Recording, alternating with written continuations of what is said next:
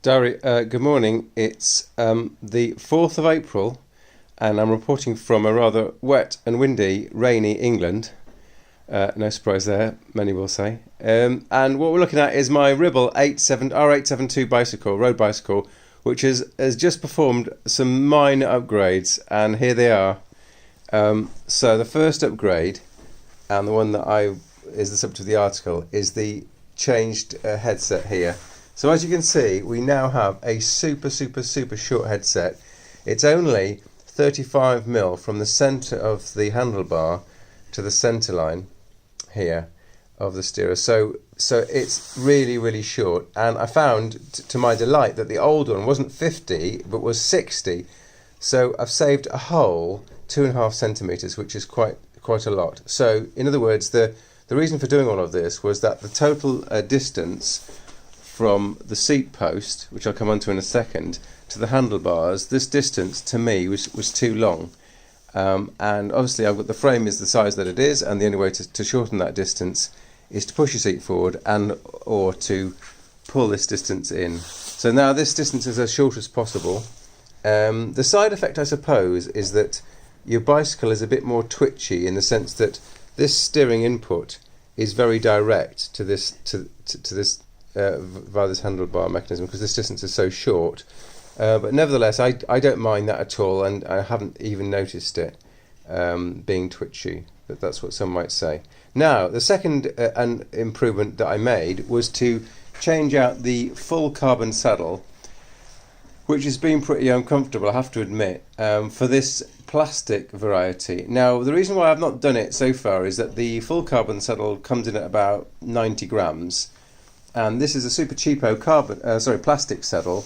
I'll show you that. It's made out of plastic, and it was also super cheapo, and I think it took a couple of weeks to arrive from China, and it was only a couple of pounds, like we're talking 20 or 30 pounds, something like that. The downside is that these rails are made out of, I don't know, super heavy material, and they're obviously not carbon fibre, and hence the whole weight of the saddle isn't very impressive. From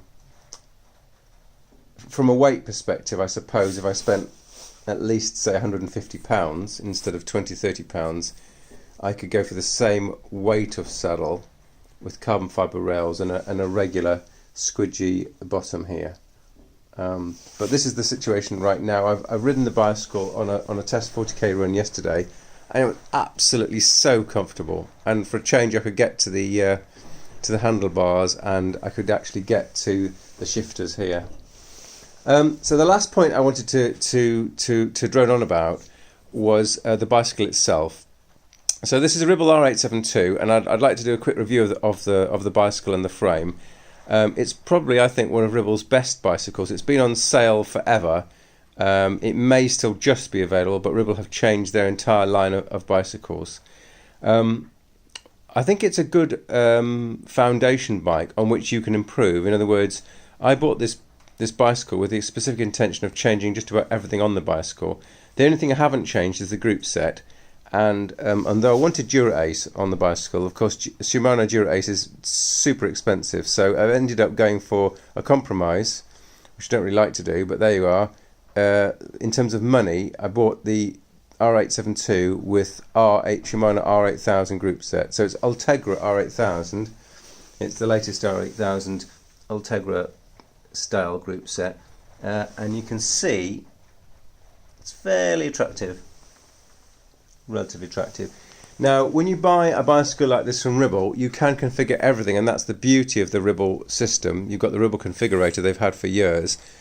But I tried to economise. That was the whole point of the exercise, and so the bicycle came with the cheap as chips wheels, which I've taken off.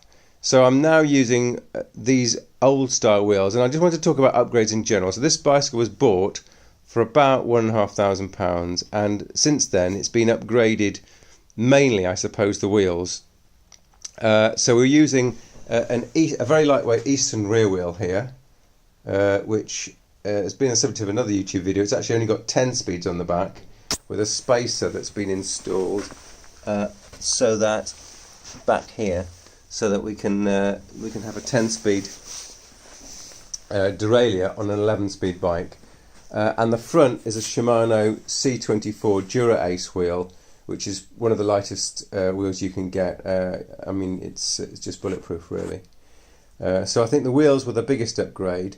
Now we've also upgraded things like the headset here. This Richley part was about £60–70, and I was appalled to find that the Ribble supplied version was only about a tenner, and it was quite a lot heavier. So I'm pleased in a way. It's shorter and lighter, but you'd expect it to be at 6 times the price. And then also we put the tri-bars on, and we've put this light seat on. We've changed the seat post to carbon, so that's saved a few grams. So overall, I would say that, and the pedals are ultra light speed play pedals. So overall, I think the bicycle's had a decent upgrade from when it was first born, and I think now that the headset's changed, it's going to make all the difference. Oh, and the seat. So now I can finally ride it for hours upon hours. This being my backup sort of do anything bicycle. It can be ridden, all day, and still have a comfortable bottom at the end of it. Okay, thanks for watching, Dari, and I'll speak to you later.